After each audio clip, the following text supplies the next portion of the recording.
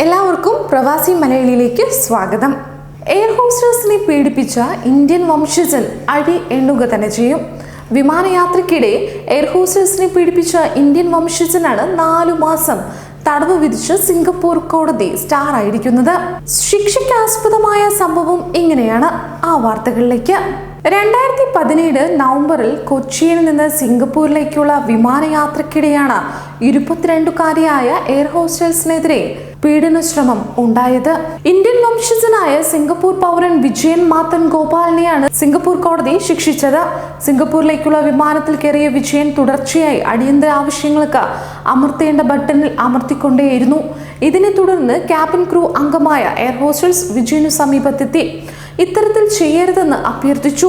നീ അതീവ സുന്ദരിയാണെന്ന് പറഞ്ഞുകൊണ്ട് ഇയാൾ യുവതിയെ കടന്നു പിടിക്കുകയായിരുന്നു. സ്വകാര്യ ഭാഗങ്ങളിൽ സ്പർശിക്കാൻ ശ്രമിക്കുകയും ചെയ്തു.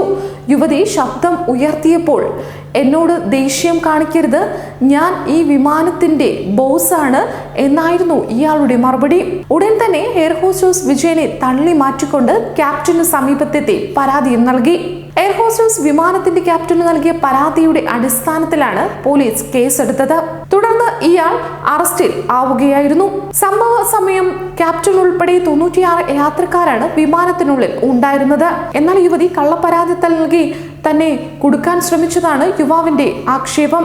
എന്നാൽ ജഡ്ജി ഇത് തള്ളുകയും ചെയ്തു. ഇതിനെ തുടർന്നാണ് ശിക്ഷ വിധിച്ചത്. എന്തായാലും ഇനി ഇതൊരു പാഠമായി തന്നെ ഇരിക്കട്ടെ. ഇനി ഇങ്ങനൊരു തോന്നൽ പോലും മനസ്സിൽ ഉണ്ടാവാതെയും ഇരിക്കട്ടെ. പ്രവാസി മലയാളി എന്ന ഈ ചാനൽ ഇതുവരെ സബ്സ്ക്രൈബ് ചെയ്തില്ലെങ്കിൽ ഉറപ്പായും സബ്സ്ക്രൈബ് ചെയ്യൂ. ഒപ്പം ബെൽ ബട്ടണും ക്ലിക്ക് ചെയ്യൂ.